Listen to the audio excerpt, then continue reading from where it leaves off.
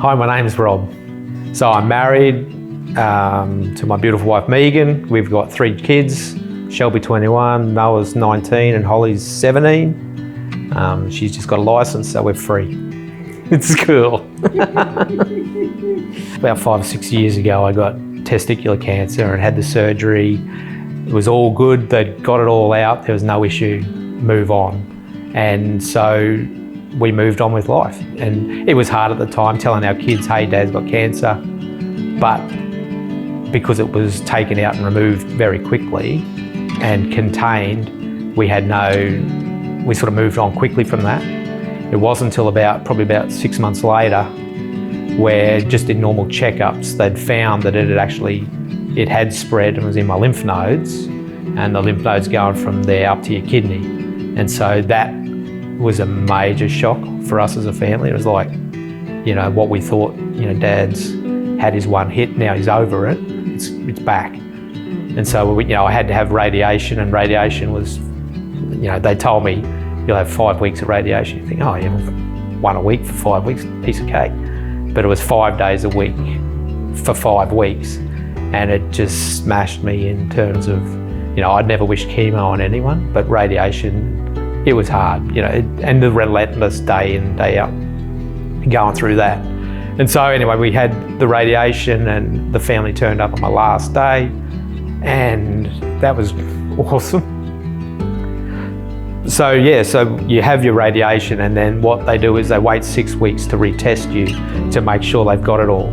And so that lined up with all 3 kids being at a youth camp. So we went away, just so happened to be at a place that had 120 acres of mountain bikes.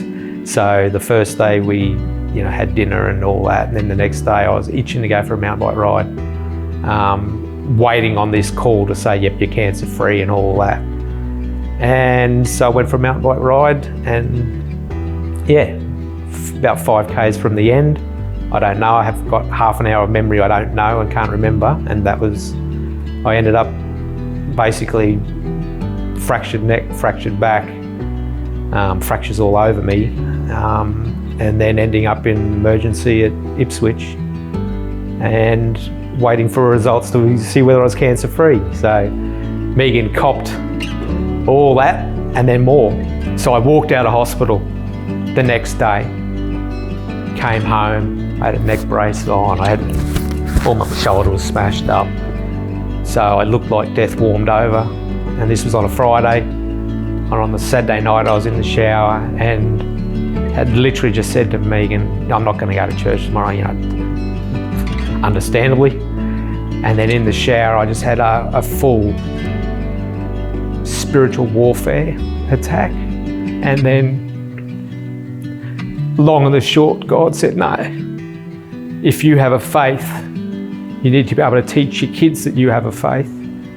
So a broken neck doesn't stop you going to church and worshipping Jesus. And so Sunday morning we went to church, neck brace, arm brace, bruised and battered, but out the front and just loving Jesus. Because that's the way you teach your kids about a faith. I know deep down that their strength in their faith is built on the foundations that we've laid as parents. And that's not just a singular event, that's a journey of 20 years. There's no greater privilege, is there? Wouldn't change it for the world. It's the best and hardest responsibility you could ever get.